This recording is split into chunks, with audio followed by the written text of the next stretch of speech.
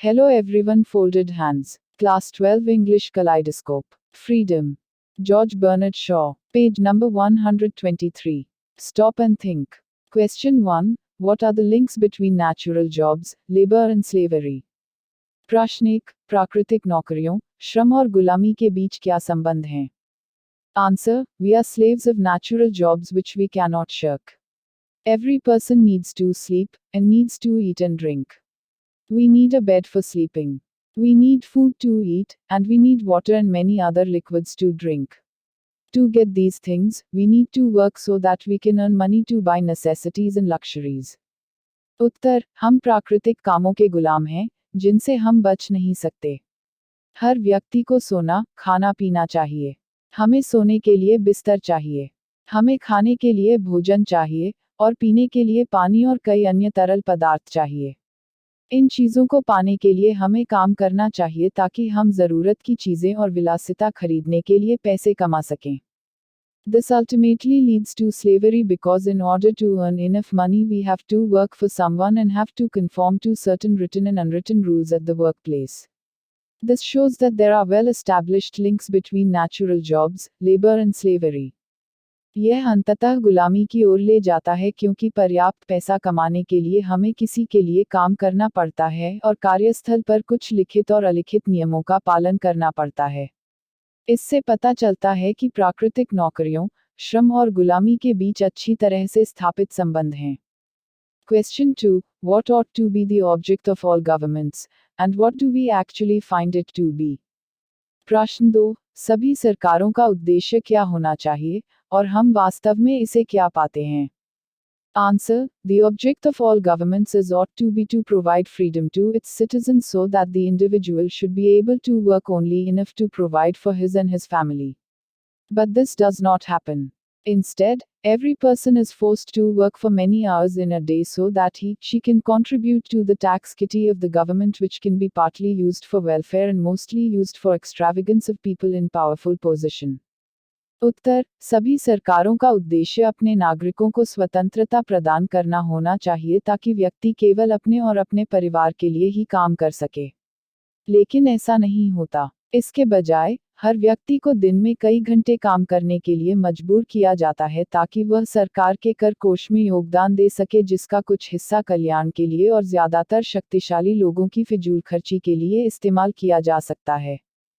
Page number 127. Question 1. What causes the master class to be more deluded than the enslaved classes? प्रश्न 1. स्वामी वर्ग, गुलाम वर्ग की तुलना में अधिक भ्रमित क्यों होता है?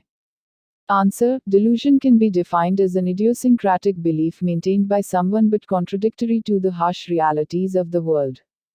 उत्तर. भ्रम को किसी व्यक्ति द्वारा बनाए गए एक मूर्खतापूर्ण विश्वास के रूप में परिभाषित किया जा सकता है, जो दुनिया की कठोर वास्तविकताओं के विपरीत है. According to the author, the master class is the privileged class. Children of the master class go to elite schools and colleges, where they are taught twisted history and politics. They are mentally conditioned to believe that they are born to rule. They are mentally conditioned to expect all their tasks to be done by the enslaved classes. They don't polish their shoes or do laundry or even cook for themselves. लेखक के अनुसार, master वर्ग विशेषाधिकार प्राप्त वर्ग है. Master वर्ग के बच्चे कुलीन स्कूलों और कॉलेजों में जाते हैं, जहां उन्हें विकृत इतिहास और राजनीति पढ़ाई जाती है.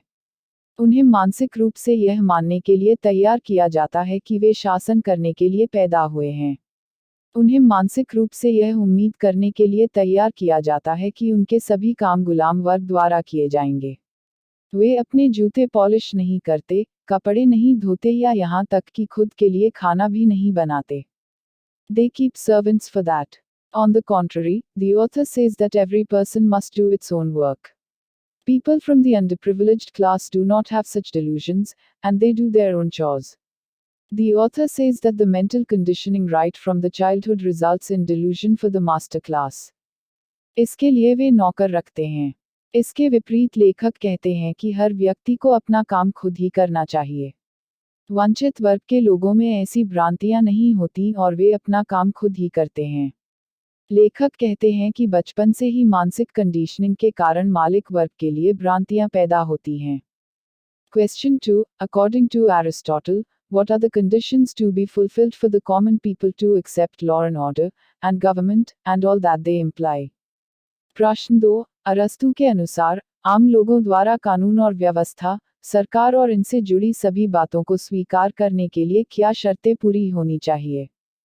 Answer. According to Aristotle, making people to accept law and order would be impossible without making the rulers beautifully dressed and decorated, robed and uniformed, and speak with a special accent.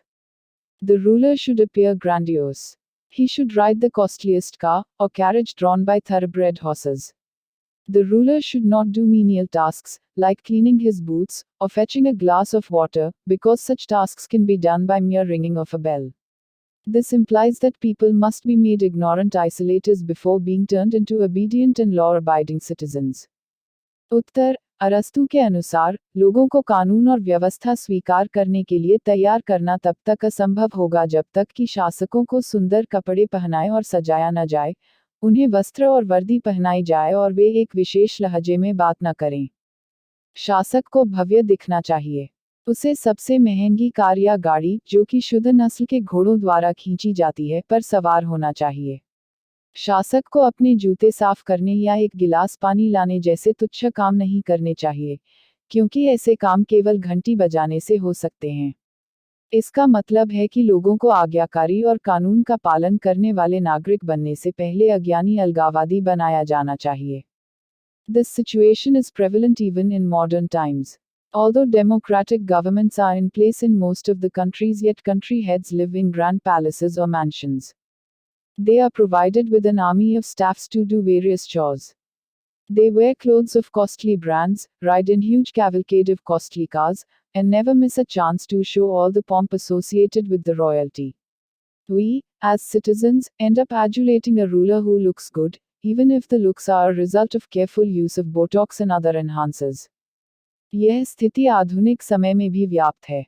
हालांकि अधिकांश देशों में लोकतांत्रिक सरकारें हैं, फिर भी देश के मुखिया भव्य महलों या हवेलियों में रहते हैं। उन्हें विभिन्न काम करने के लिए कर्मचारियों की एक सेना प्रदान की जाती है। वे महंगे ब्रांड के कपड़े पहनते हैं, महंगी कारों के विशाल काफिले में चलते हैं, और राजसी ठाट बाट दिखाने का कोई मौका नहीं छोड़ते। हम, नागरिक के रूप में, एक ऐसे शासक की प्रशंसा करते हैं जो अच्छा दिखता है, भले ही वह रूप बोटॉक्स और अन्य बढ़ाने वाले पदार्थों के सावधानीपूर्वक उपयोग का परिणाम हो। Question 3. How can reasonable laws, impartially administered, contribute to one's freedom? प्रश्न 3. निष्पक्ष रूप से लागू किए गए उचित कानून किसी की स्वतंत्रता में कैसे योगदान दे सकते हैं? Answer. If laws are reasonable and impartially administered, they contribute to our freedom in effective way. For example, when you are going on a holiday, you need to worry about safety of your house. You also need to worry about your safety when you are on the highway or in a train. Fear of law prevents theft in your house, on the highway and in the train, to a great extent. This gives you freedom from fear, so that you can enjoy your holiday. उत्तर. यदि कानून उचित और निष्पक्ष रूप से लागू किए जाते हैं, तो वे प्रभावी तरीके से हमारी स्वतंत्रता में योगदान करते हैं। उदाहरण के लिए, जब आप छुट्टी पर जा रहे होते हैं तो आपको अपने घर की सुरक्षा के बारे में चिंता करने की ज़रूरत होती है। आपको अपनी सुरक्षा के बारे में तब भी चिंता करने की ज़रूरत होती है जब आप हाईवे या ट्रेन में होते हैं।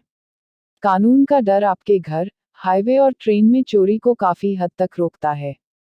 यह आपको डर से मुक्ति देता है, ताकि आप अपनी छुट्टियों का आनंद ले सकें। Question 4. What are the ways in which individual freedom gets restricted? प्रश्न 4. वे कौन से तरीके हैं जिनसे व्यक्तिगत स्वतंत्रता प्रतिबंधित होती है? Answer. Our freedom is restricted by various laws which we need to obey. There is fear of police which is there to enforce the laws. You need to pay taxes, otherwise the tax authorities will get hold of you. If you will break a law, then the court will penalize you. It may punish you with a jail term, or in the worst case scenario you may get capital punishment. उत्तर. हमारी स्वतंत्रता विभिन्न कानूनों द्वारा प्रतिबंधित है जिनका हमें पालन करना चाहिए। कानून लागू करने के लिए मौजूद पुलिस का डर है। आपको करों का भुगतान करना होगा, अन्यथा कर अधिकारी आपको पकड़ लेंगे।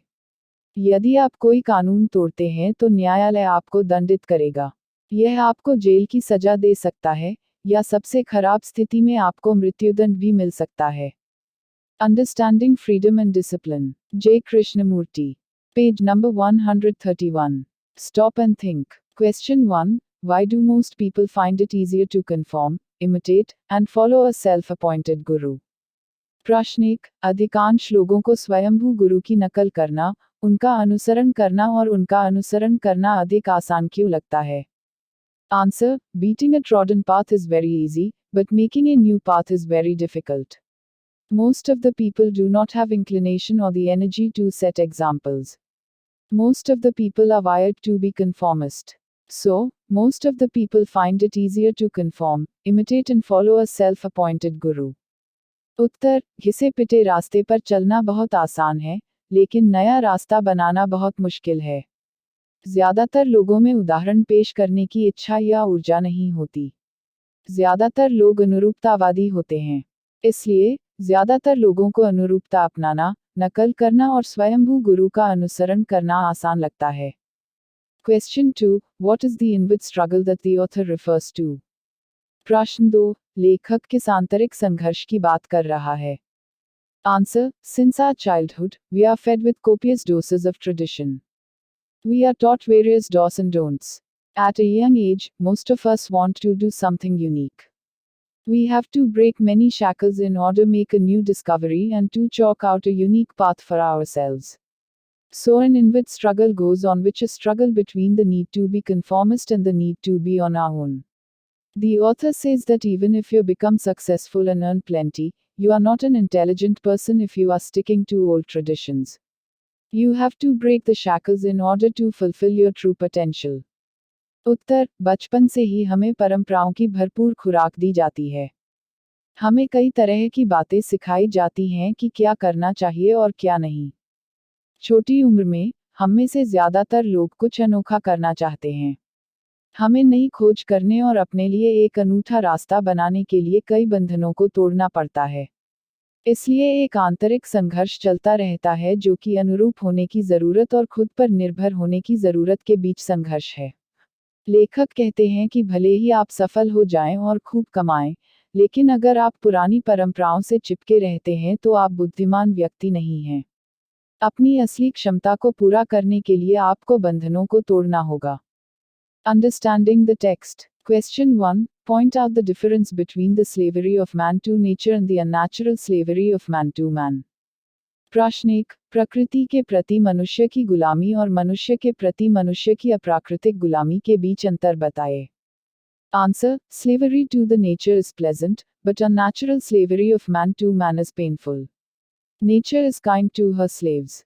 Whatever we do as the nature demands, become pleasant acts. For example, when we eat something, we enjoy eating. When we sleep, we enjoy it. We enjoy the comforts of home and family so much that all young people try to marry in order to create that long-lasting comfort. उत्तर, प्रकृति की गुलामी सुखद है, लेकिन मनुष्य की मनुष्य के प्रति अप्राकृतिक गुलामी दर्दनाक है। प्रकृति अपने दासों के प्रति दयालु है। हम प्रकृति की मांग के अनुसार जो भी करते हैं, वह सुखद कार्य बन जाता है। उदाहरण के लिए, जब हम कुछ खाते हैं, तो हमें खाने में मजा आता है। जब हम सोते हैं, तो हमें उसका आनंद आता है। हम घर और परिवार के आराम का इतना आनंद लेते हैं कि सभी युवा लोग उस लंबे समय तक चलने वाले आराम को बनाने के लिए शादी करने की कोशिश करते हैं। Slavery of man to man is full of pain. Working 9 to 5 in an office is often painfully boring. Working overtime is akin to excruciating pain because one is forced to work to fulfill the needs of many others. एक दूसरे की गुलामी दर्द से भरी होती है। Office में 9 से 5 बजे तक काम करना अक्सर दर्दनाक रूप से उबाऊ होता है। ओवरटाइम काम करना असहनीय दर्द के समान है क्योंकि एक व्यक्ति को कई अन्य लोगों की ज़रूरतों को पूरा करने के लिए काम करने के लिए मजबूर होना पड़ता है। Question 2. What are the ways in which people are subjected to greater control in the personal spheres than in the wider political sphere? प्रश्न 2. वे कौन से तरीके हैं जिनसे लोगों को व्यापक राजनीतिक क्षेत्र की तुलना में व्यक्तिगत क्षेत्र में अधिक नियंत्रण में रखा जाता है? Answer: in the wider political sphere, there is no need to control each and every individual because people can be controlled as a group in this case. But in public sphere, there are numerous ways through which people can be controlled. Unwritten rules of traditions and disciplines are often used methods to control people in personal spheres. Right from the kindergarten, an individual is subjected to mental conditioning to behave in a particular way, to become a conformist. There are various do's and don'ts which one is supposed to obey in personal life. उत्तर: व्यापक राजनीतिक क्षेत्र में प्रत्येक व्यक्ति को नियंत्रित करने की आवश्यकता नहीं है क्योंकि इस मामले में लोगों को एक समूह के रूप में नियंत्रित किया जा सकता है। लेकिन सार्वजनिक क्षेत्र में ऐसे कई तरीके हैं जिनके माध्यम से लोगों को नियंत्रित किया जा सकता है। परंपराओं और अनुशासन के अलिखित नियम अक्सर व्यक्तिगत क्षेत्रों में लोगों को नियंत्रित करने के लिए इस्तेमाल किए जाते हैं। किंडरगार्टन से ही एक व्यक्ति को एक विशेष तरीके से व्यवहार करने, एक अनुरूप बनने के लिए मानसिक कंडीशनिंग के अधीन किया जाता है।